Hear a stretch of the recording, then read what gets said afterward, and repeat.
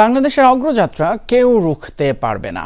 অপতথ্য দিয়ে অনেকেই দেশের উন্নয়নকে ব্যাহত করতে চাইছে বলে জানান প্রধান উপদেষ্টা ডক্টর মোহাম্মদ ইউনূস। জাতিসংঘের মহাসচিব আন্তোনিও গুতেরেসের সৌজন্যে ইফতার এবং আর্লি ডিনার সেশন শেষে এই বিষয়ে জাতিসংঘের সহায়তা চান প্রধান উপদেষ্টা।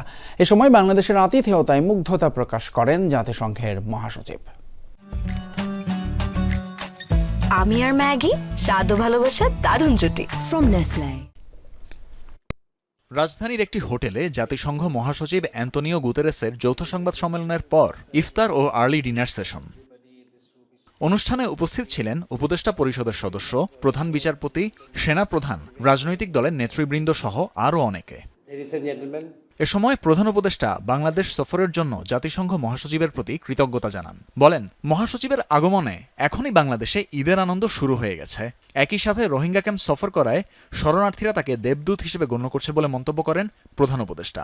জানান, রোহিঙ্গারা নিজ মাতৃভূমিতে গুতেরেসের সাথে আগামী ঈদ করতে চায়। তাদের চাওয়াকে বাস্তবে রূপ দিতে জাতিসংঘ মহাসচিবের প্রতি আহ্বান জানান প্রধান উপদেষ্টা। They will mention a date when they want to go back. They want to invite you back home next year, not this Eid, next Eid, 1 year later, to celebrate Eid with them in their homes, in their places where they live, so that show you they are not burden on this world. অন্তর্বর্তী সরকার প্রধান বলেন, বাংলাদেশ এখন আর পিছিয়ে থাকবে না, এগিয়ে যাবে দুর্বার গতিতে। তবে এই অগ্রযাত্রা অনেকেরই পছন্দ না হয় অপতথ্যের আশ্রয় নিয়ে দেশের উন্নয়নকে ব্যাহত করতে চাইছে। তাই অপতথ্যজনিত যে কোনো ক্ষতি থেকে বাংলাদেশকে রক্ষার জন্য জাতিসংঘ মহাসচিবের সাহায্য কামনা করেন প্রধান উপদেষ্টা। And we need your blessing, we need your support, particularly on one thing, misinformation.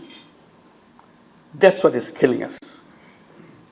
People work so hard to make a dream come true, but some people don't like it.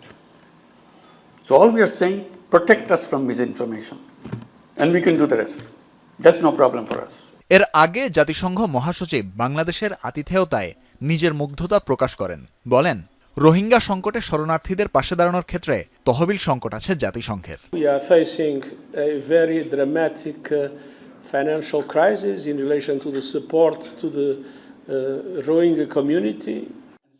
Tanvir মৌসুম, যমুনা নিউজ, ঢাকা।